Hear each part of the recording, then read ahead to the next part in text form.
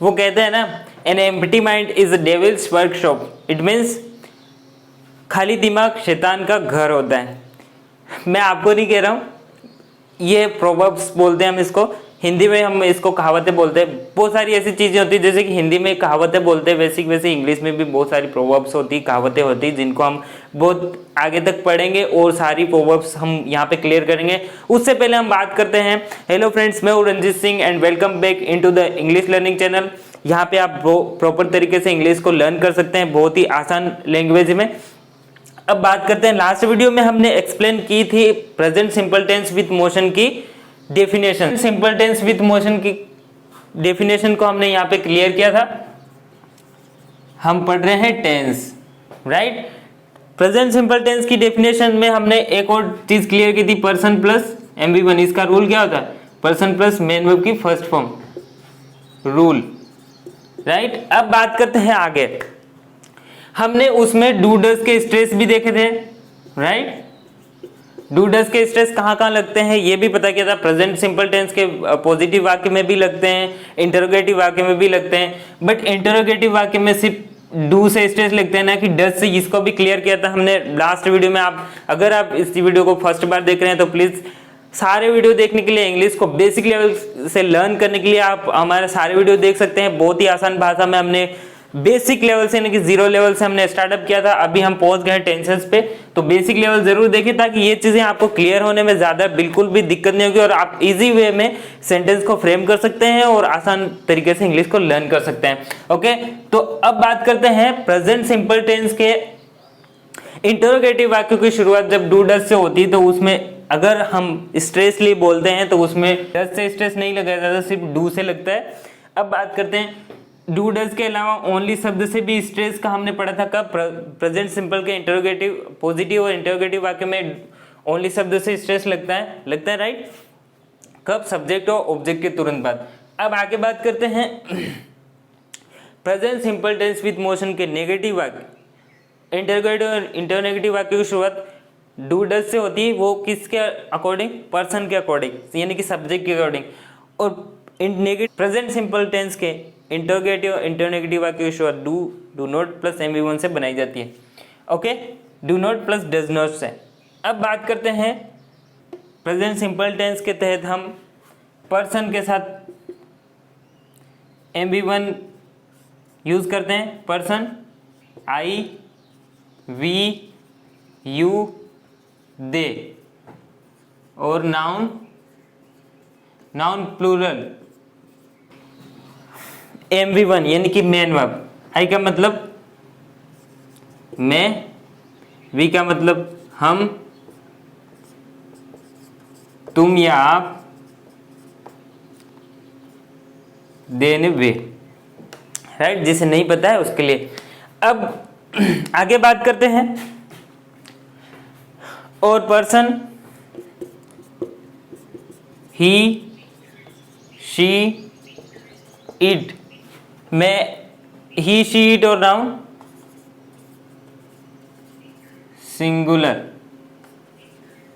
Singular में क्या होता है?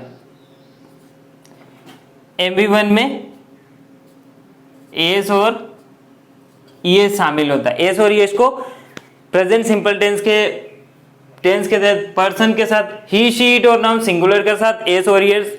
MV1 में एस और ईएस शामिल होता है। आई, वी, यू, दे और नाउन प्लूरल के साथ एस और ईएस शामिल नहीं होता। ये सारी डीपली पढ़ते हैं। एक एग्जांपल लूंगा, एग्जांपल के अकॉर्डिंग सारी चीजों को क्लियर करूंगा। फर्स्ट हम डू से हम स्ट्रेस लगाएंगे, डज से हम बाद में पढ़ेंगे, पहले डू से स्ट्रेस वाला देखेंगे। पहला एग्जांपल होगा you smoke cigarette. You smoke cigarette, तुम सिगरेट पीते हो, राइट। अब इसमें क्या होता है? पर्सन प्लस मेन वर्ब की फर्स्ट फॉर्म प्लस ऑब्जेक्ट हो गया।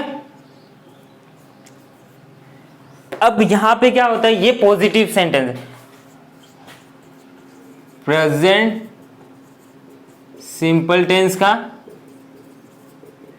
पॉजिटिव, कौन सा? पॉजिटिव वाक्य हो गया, राइट, पॉजिटिव वाक्य हुआ।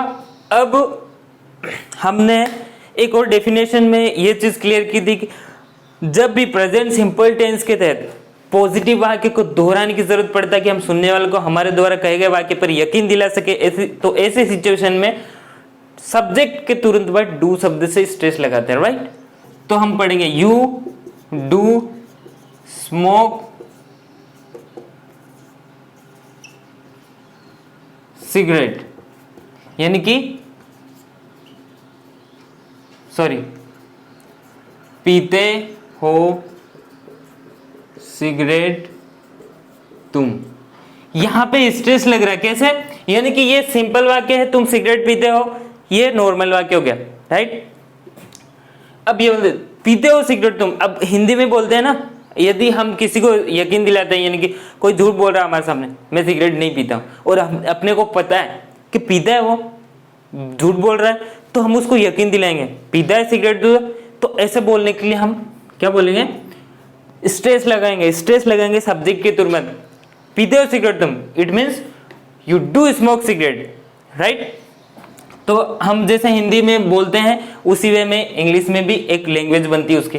अब ये हो गया, ये भी पॉजिटिव वाक्य, पर्सन प्लस, यहाँ पे इसको हेल्पिंग वर्ब भी बोल सकते हैं और स्ट्रेस भी बोल सकते हैं, स्ट्रेसली plus MV1 plus object, right. ये हो गया पॉजिटिव वाक्य में स्ट्रेस, यानी कि जोर या दबाव। अब एक और डेफिनेशन पढ़ी थी, present simple tense with motion के तहत पॉजिटिव और इंटरोगेटिव वाक्य में हम ओनली शब्द से भी स्ट्रेस लगा सकते हैं, कैसे, डू और डज के अलावा ओनली शब्द से स्ट्रेस लगाया था। अब बात करते हैं, यू ओनली स्मोक सिगरेट, तुम ही सिगरेट पीते हो, यानी कि present simple tense with motion के तहत जब भी हमें किसी सब्जेक्ट या ऑब्जेक्ट पर जोर या दबाव डालना हो, तो ऐसी सिचुएशन में पॉजिटिव और इंटरोगेटिव वाक्य में हम ओनली शब्द से स्ट्रेस लगाते हैं। कब, सब्जेक्ट के तुरंत बाद और ऑब्जेक्ट के तुरंत बाद। तो सब्जेक्ट यहाँ पे क्या है, यू, और ऑब्जेक्ट क्या है, सिगरेट, तो हम ओनली शब्द से स्ट्रेस लगाएंगे। यहाँ पे यू ओनली स्मोक सिगरेट, तुम ही सिगरेट पीते हो, यानी कि बहुत सारे लोग बैठे हैं, उसमें एक ही बंदा सिगरेट पी रहा है, कोई दूसरे नहीं पी रहे हैं, तो हम यही बोलेंगे यू ओनली स्मोक सिगरेट, तुम ही सिगरेट पीते हो। तो उस टाइम ये रूल अप्लाई होगा, पर्सन प्लस यहाँ पे ये स्ट्रेस हो जाएगा, स्ट्रेसली plus MV1 plus object, right. अब ये हो गया। अब एक और, तुम सिगरेट ही पीते हो, यानी कि कोई व्यक्ति है जो सिगरेट ही पीता है, उसके अलावा चाय नाश्ता वगैरह नहीं ले रहा है, और वो ऐसे उसकी हैबिट है कि कभी भी मतलब कहीं पे भी जाता है तो सिगरेट ही पीता है, यानी अदरवाइज कुछ चीज़ और यूज़ नहीं करता है। तो हम उस टाइम बोलेंगे उस ऑब्जेक्ट पर, तुम सिगरेट ही पीते हो, उसके अलावा विमल बिल नहीं खाते हो, बीड़ी नहीं पीते हो, तो हम बोलेंगे you smoke cigarette only, you smoke cigarette only, यानी कि तुम सिगरेट ही पीते हो। तो वहां पे ये पर्सन प्लस मेन वर्ब की फर्स्ट फॉर्म प्लस ऑब्जेक्ट हो जाएगा, और यहाँ पे ये हो जाएगा स्ट्रेस, राइट।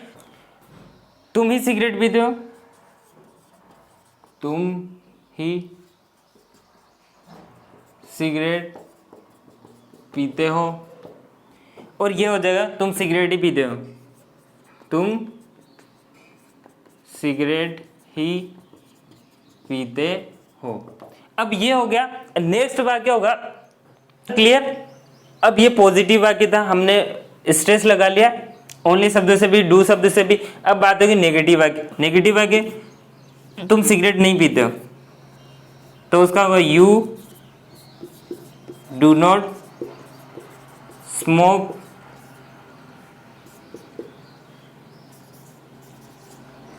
सिगरेट, या शॉर्ट फॉर्म हो जाएगी, शॉर्ट फॉर्म होगी you don't smoke cigarette, right. अब यहां तक क्लियर। इसको आप लिख लें या स्क्रीनशॉट ले लें, लेकिन लिखेंगे तो बहुत ही आसानी होगी और बहुत अच्छे तरीके से आप इलेबरेट कर सकते हैं, सीख सकते हैं इंग्लिश को बाय राइटिंग। अब इंटरोगेटिव और इंटरनेगेटिव वाक्य की शुरुआत कैसे होती है? डू और डज से। किसके अकॉर्डिंग? पर्सन के अकॉर्डिंग। तो हम बोलेंगे क्या तुम सिगरेट पीते हो? अगर किसी को क्वेश्चन करना है, हम गए किसी को देते हैं या आप सिगरेट देनी है, तो आप यही पूछोगे ना, क्या तुम सिगरेट पीते हो? तो क्या लिखेंगे? Do you smoke cigarette? क्या तुम सिगरेट पीते हो? क्या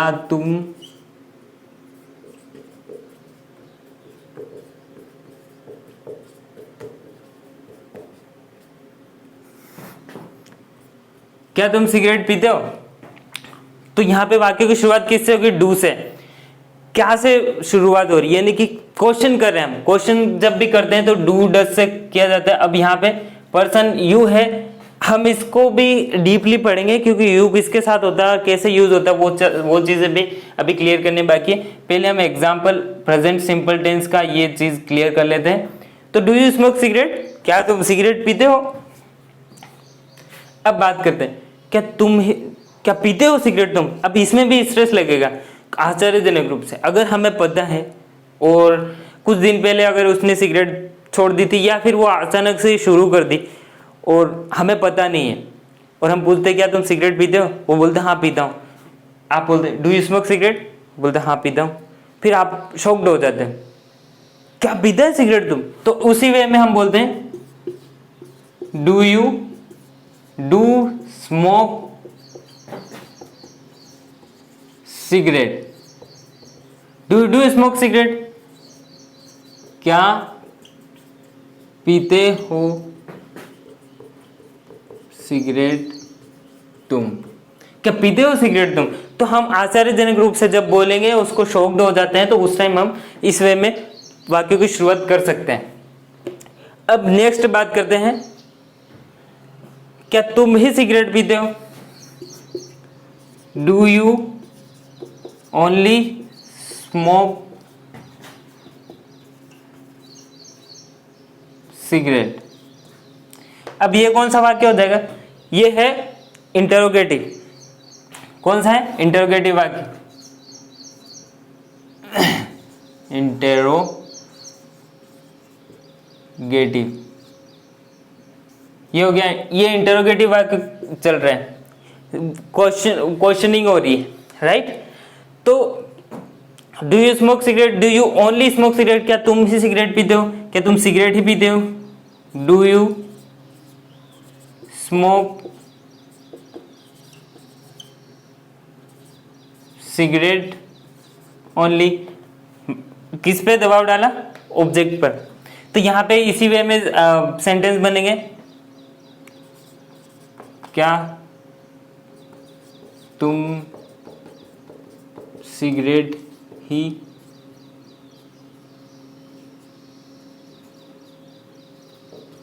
पीते हो? राइट? तो हम क्वेश्चन में भी अगर किसी को पूछते हैं do you smoke cigarette only? क्या तुम सिगरेट ही पियोगे? तो उस टाइम में इस वाक्य को हम फ्रेम कर सकते हैं, इस तरीके से सेंटेंस को फ्रेम कर सकते हैं। कोई भी वाक्य किसी भी तरीके से आप फ्रेम करना चाहते हो किसी भी वे में, तो आप एक वर्ब लें, सब्जेक्ट लें और इस तरीके से वाक्य की शुरुआत कर सकते हैं। बहुत ही अच्छी वे में प्रैक्टिस करेंगे तो आसानी से सीख जाएंगे। अब आता है इंटरोनेगेटिव सेंटेंस, यानी कि नकारात्मक प्रश्न।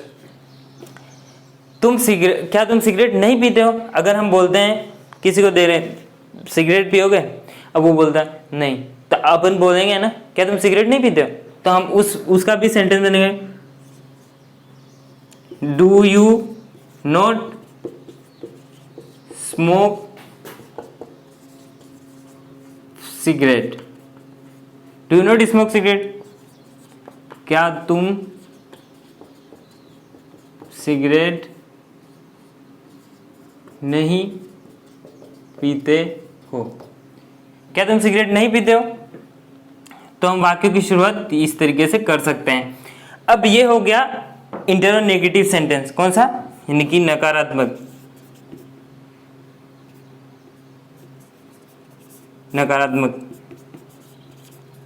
Intero negative, interronegative sentence, right. तो हमने जो डेफिनेशन पढ़ी थी उसमें में सारी चीजें एक्सप्लेन करती है बहुत ही आसानी में, क्योंकि डेफिनेशन में हमने यही चीजें पढ़ी थी। वाक्य की शुरुआत ऐसे होती है, वाक्य ऐसे बनते हैं। अब रही बात डज की, कौन सी रह जाएगी? डज। और डज को मैं बहुत ही जल्दी इतना डीपली समझाने आ रहा हूँ, बहुत ही जल्दी नेक्स्ट वीडियो में हम उसी चीज को इलेबरेट करेंगे गाइज। अब ज्यादा टाइम हो जाएगा। ओके गाइज, सो अगर आपको ये वीडियो अच्छी लगी हो और आपको ये रूल पसंद आया और ये डेफिनेशन जो समझाने का तरीका अच्छा लगा हो, तो प्लीज गाइज चैनल को subscribe, like and bell icon जरूर दबा देना, क्योंकि मेरी हर आने वाली वीडियो आप तक पहुंचेगी।